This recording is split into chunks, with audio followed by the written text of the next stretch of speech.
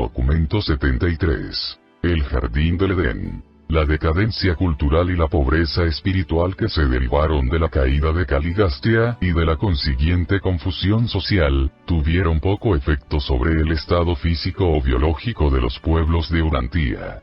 La evolución orgánica continuó a paso acelerado, sin tener en cuenta, para nada, la regresión cultural y moral que siguió tan rápidamente a la deslealtad de Caligastia y Daligastia.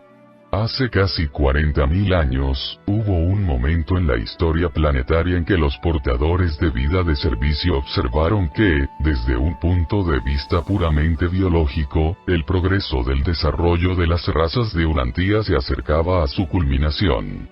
Los síndicos Melquisedecs coincidieron con esta opinión y aceptaron unirse enseguida a los portadores de vida para hacer una petición a los altísimos de Edentía, solicitándoles que Urantía fuera inspeccionada con vistas a que se autorizara el envío de los mejoradores biológicos, un hijo y una hija materiales. Esta petición se dirigió a los altísimos de Edentía porque habían ejercido una jurisdicción directa sobre muchos asuntos de Urantía desde la caída de Caligastia y la ausencia temporal de autoridad en Jerusalén. Tabanmantía, el supervisor soberano de la serie de mundos decimales o experimentales, vino a inspeccionar el planeta, y después de examinar el progreso racial, recomendó debidamente que se concedieran unos hijos materiales a Urantía. Poco menos de 100 años después de esta inspección, Adán y Eva, un hijo y una hija materiales del sistema local, llegaron y emprendieron la difícil tarea de intentar desenredar los asuntos confusos de un planeta atrasado por la rebelión y que permanecía proscrito por el aislamiento espiritual. 1. Los noditas y los amadonitas. En un planeta normal, la llegada del hijo material anuncia generalmente la proximidad de una gran era de invención, de progreso material y de iluminación intelectual. En la mayoría de los mundos, la era postadámica es la gran época científica, pero no fue así en Urantía.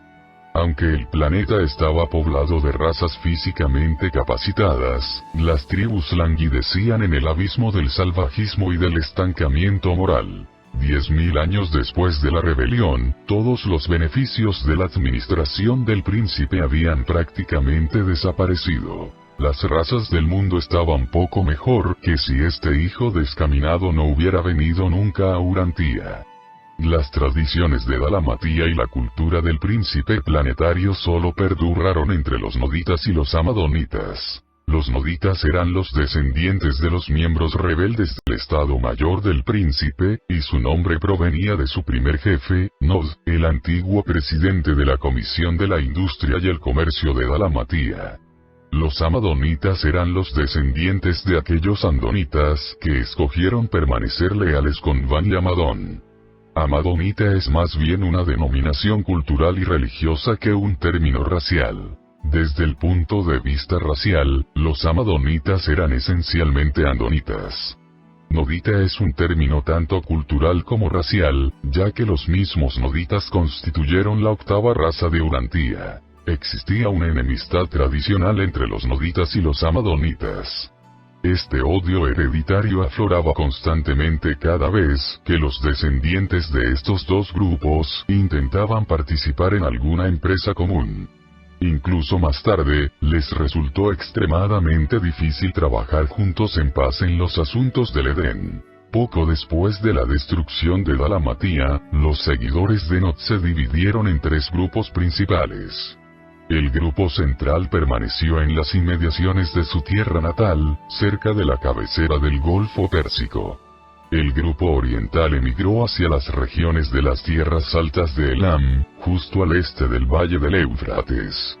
El grupo occidental estaba situado en las costas sirias del nordeste del Mediterráneo y en el territorio adyacente. Estos noditas se habían casado frecuentemente con las razas Sanjix y habían dejado tras ellos una progenitura capaz.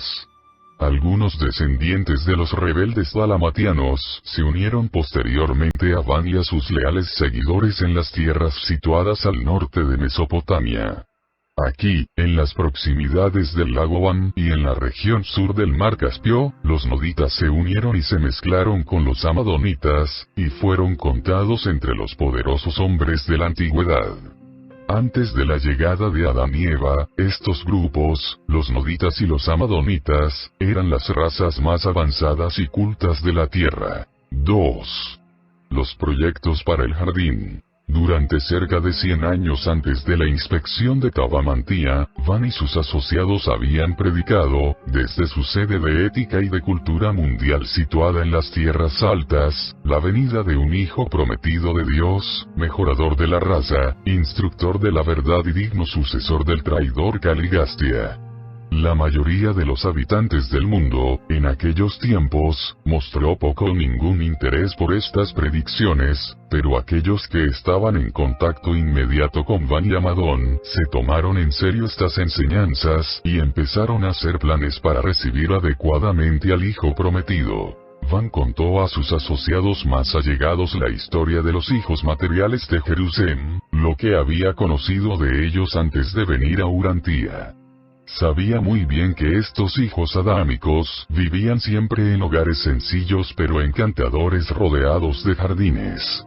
83 años antes de la llegada de Adán y Eva, propuso que se dedicaran a proclamar la venida de estos hijos materiales y a preparar un hogar jardín para recibirlos. Desde su cuartel general en las tierras altas, y desde 61 colonias muy dispersas, Van y Amadón reclutaron un cuerpo de más de 3.000 trabajadores dispuestos y entusiastas. En una asamblea solemne, se comprometieron para esta misión de preparar la llegada del hijo prometido, o al menos esperado.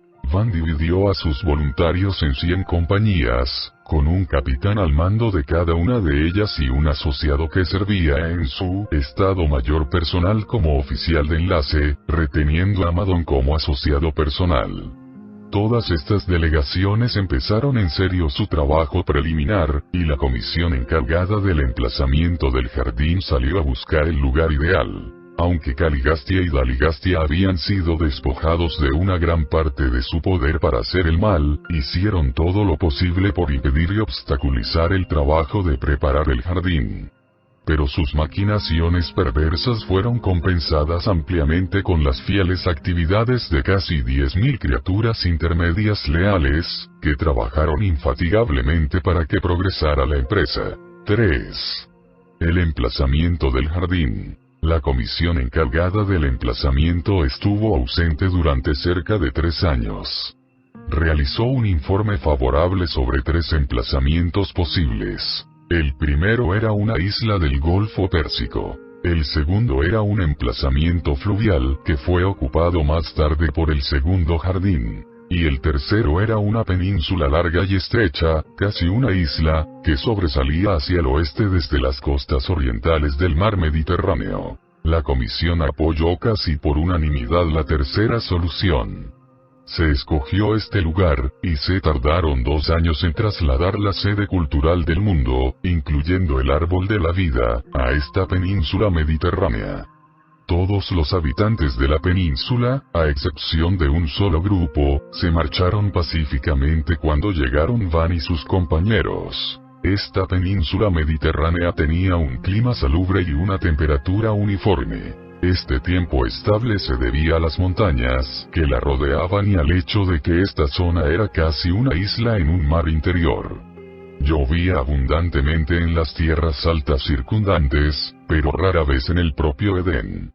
Pero cada noche se levantaba una niebla, procedente de la extensa red de canales artificiales de riego, que refrescaba la vegetación del jardín. El litoral de esta masa de tierra estaba considerablemente elevado, y el istmo que la unía al continente solo tenía 43 kilómetros de ancho en el punto más estrecho. El gran río que regaba el jardín descendía de las tierras más altas de la península, corría hacia el este por el istmo peninsular hasta llegar al continente, y desde allí atravesaba las tierras bajas de Mesopotamia hasta el lejano mar. Estaba alimentado por 4 afluentes que se originaban en las colinas costeras de la península edénica, y estas eran las 4 cabeceras del río que salía del Edén, y que más tarde se confundieron con los brazos de los ríos que rodeaban al segundo jardín. Las piedras preciosas y los metales abundaban en las montañas que rodeaban al jardín, aunque les prestaron muy poca atención. La idea predominante debía ser la glorificación de la horticultura y la exaltación de la agricultura. El lugar que se escogió para el jardín era probablemente el paraje más hermoso de este tipo que había en el mundo entero, y el clima era entonces ideal. En ninguna otra parte había un lugar que se pudiera prestar de manera tan perfecta para convertirse en un paraíso semejante de expresión botánica. La flor innata de la civilización de Urantia se estaba congregando en este lugar de reunión. Fuera de allí y aún más lejos, el mundo vivía en las tinieblas, la ignorancia y el salvajismo. Edén era el único punto luminoso de Urantia. Era por naturaleza un sueño de belleza, y pronto se convirtió en un poema donde la gloria de los paisajes era exquisita y perfecta. 4. El establecimiento del jardín. Cuando los hijos materiales, los mejoradores biológicos, empiezan su estancia temporal en un mundo evolutivo, su lugar de residencia se llama con frecuencia el Jardín del Edén, porque está caracterizado por la belleza floral y el esplendor botánico de Edentia, la capital de la constelación. Van conocía bien estas costumbres y dispuso en consecuencia que toda la península se consagrara al jardín. Se hicieron proyectos para el pastoreo y la cría de ganado en las tierras contiguas del continente. En el parque solo se encontraban, del reino animal, los pájaros y las diversas especies de animales domesticados. Van había ordenado que el Edén debía ser un jardín y solo un jardín. Nunca se mató a ningún animal dentro de su recinto. Toda la carne que comieron los trabajadores del jardín durante todos los años que duró su construcción procedía de los rebaños que se custodiaban en el continente. La primera tarea consistió en construir una muralla de ladrillo a través del istmo de la península. Una vez que se terminó, pudieron emprender sin estorbos el trabajo real de embellecer el paisaje y construir las viviendas. Se creó un jardín zoológico construyendo una muralla más pequeña justo más allá de la muralla principal. El espacio intermedio, ocupado por todo tipo de bestias salvajes, servía de protección adicional contra los ataques hostiles. Esta caza de fieras estaba organizada en 12 grandes divisiones, con caminos amurallados que conducían entre estos grupos hasta las 12 puertas del jardín. El río y sus pastos adyacentes ocupaban la zona central. Solo se emplearon trabajadores voluntarios para preparar el jardín. Nunca se contrató a ningún asalariado. Cultivaban el jardín y cuidaban sus rebaños para poder vivir. También recibían aportaciones de alimentos de los creyentes cercanos. Y esta gran empresa se llevó a buen fin, a pesar de las dificultades que la acompañaron debido al estado confuso del mundo durante estos tiempos turbulentos. Como no sabía cuánto tiempo tardarían en venir el hijo y la hija esperados, Van causó una gran desilusión cuando sugirió que también se adiestrara a la joven generación en el trabajo de continuar con la empresa, por si acaso se retrasaba la llegada de estos hijos. Esta sugerencia pareció una confesión de falta de fe por parte de Van, lo que provocó una inquietud considerable, produciéndose numerosas deserciones. Pero Van siguió adelante con su plan de preparación, mientras cubría los puestos de los desertores con otros voluntarios más jóvenes. 5. El hogar del jardín. En el centro de la península edénica se encontraba el exquisito templo de piedra del Padre Universal, el santuario sagrado del jardín. La sede administrativa se estableció en el norte. Las casas para los obreros y sus familias se construyeron en el sur. En el oeste se reservó una parcela de terreno para las escuelas en proyecto del sistema educativo del hijo esperado, mientras que al este del Edén se construyeron las viviendas destinadas al hijo prometido y a su descendencia inmediata. Los planes arquitectónicos del Edén preveían viviendas y tierras abundantes para 1 millón de seres humanos. En el momento de la llegada de Adán, solo se había terminado 1/4 parte del jardín, pero ya había miles de kilómetros de canales de riego y cerca de 20.000 kilómetros de caminos y carreteras pavimentados. Había un poco más de 5.000 edificios de ladrillo en los diversos sectores, y los árboles y las plantas eran casi innumerables. Cualquier grupo de viviendas del parque no podía contener más de 7 casas. Y aunque las estructuras del jardín eran sencillas, eran muy artísticas. Las carreteras y los caminos estaban bien construidos, y el paisaje era exquisito. Las disposiciones sanitarias del jardín eran muy avanzadas con respecto a todo lo que se había intentado hasta entonces en Urantía. En el Edén, el agua para beber se mantenía potable gracias al estricto cumplimiento de los reglamentos sanitarios destinados a conservar su pureza. Durante estos tiempos primitivos, el incumplimiento de estas reglas ocasionaba muchos problemas, pero Van inculcó gradualmente a sus compañeros la importancia de no permitir que cayera nada en el suministro de agua del jardín. Antes de la instalación posterior de un sistema de depuración de las aguas residuales, los edenitas practicaron el entierro escrupuloso de todos los residuos o materiales en descomposición. Los inspectores de Amadón hacían su ronda diaria en busca de posibles causas de enfermedades.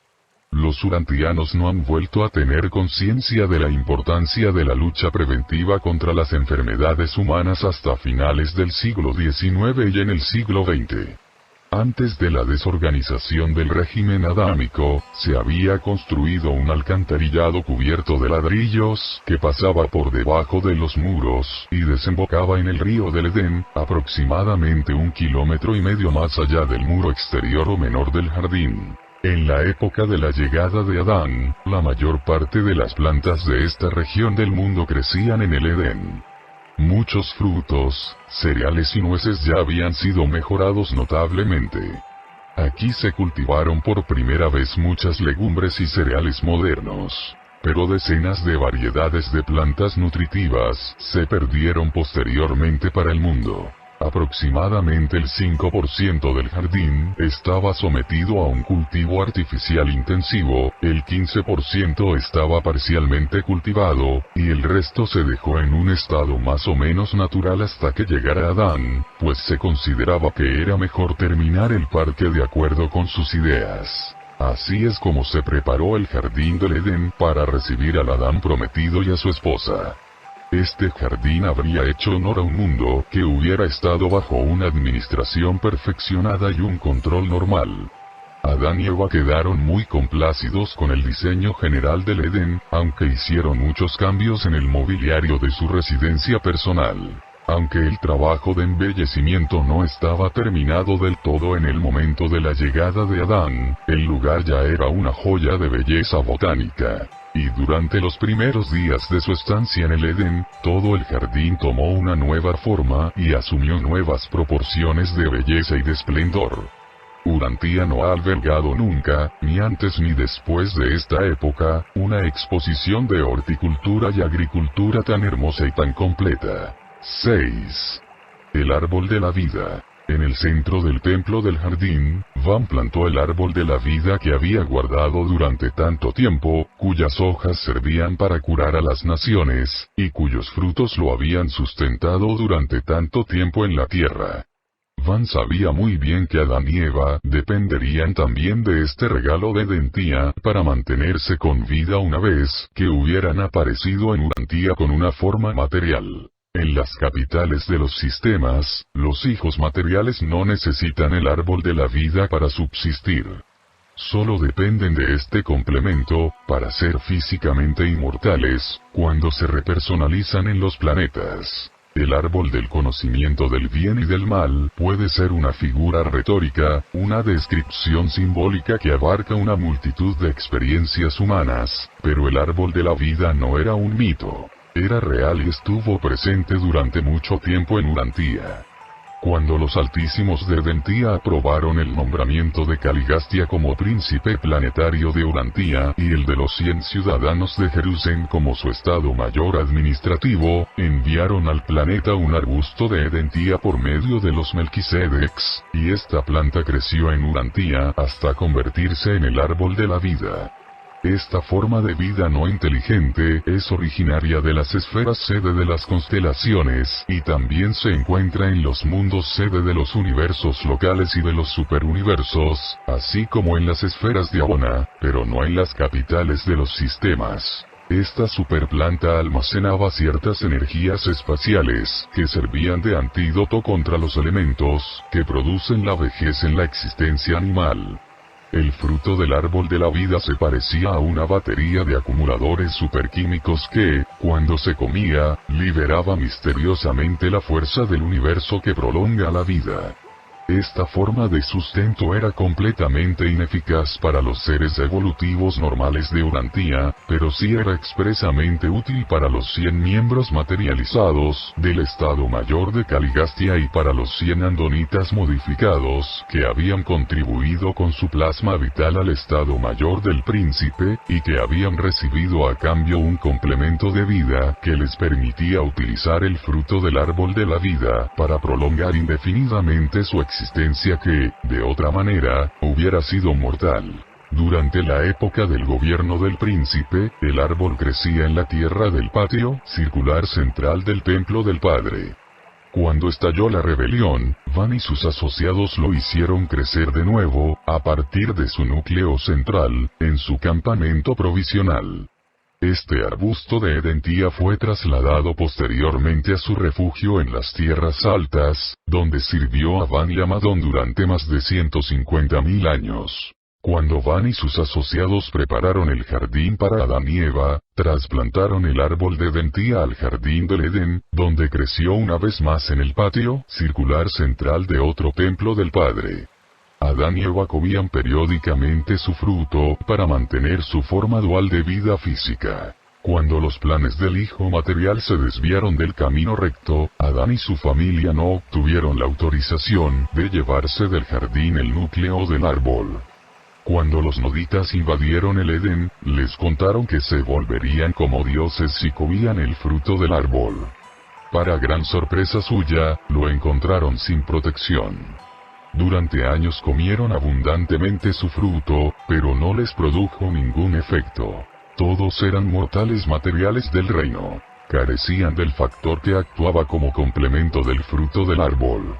Su incapacidad para beneficiarse del árbol de la vida los enfureció, y durante una de sus guerras internas, tanto el templo como el árbol quedaron destruidos por el fuego. Solo permaneció de pie la muralla de piedra, hasta que posteriormente se sumergió el jardín. Este fue el segundo templo del Padre que se destruyó. Y ahora, todos los seres de Urantia han de seguir el curso natural de la vida y la muerte. Adán, Eva, sus hijos y los hijos de sus hijos, así como sus asociados, todos murieron con el transcurso del tiempo, quedando así sometidos al plan de ascensión del universo local, en el que la resurrección en los mundos de las mansiones sigue a la muerte física. 7. El destino del Edén. Después de que Adán se marchara del primer jardín, este fue ocupado de manera diversa por los noditas, cutitas y suntitas. Más tarde se convirtió en el lugar de residencia de los noditas del norte, que se oponían a cooperar con los adamitas.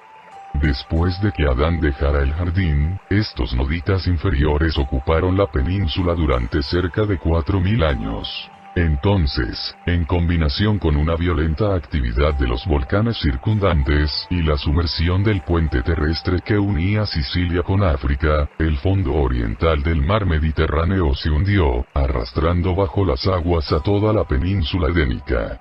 Al mismo tiempo que se producía esta extensa sumersión, la costa oriental del Mediterráneo se elevó considerablemente. Y este fue el final de la creación natural más hermosa que Urantia haya albergado jamás.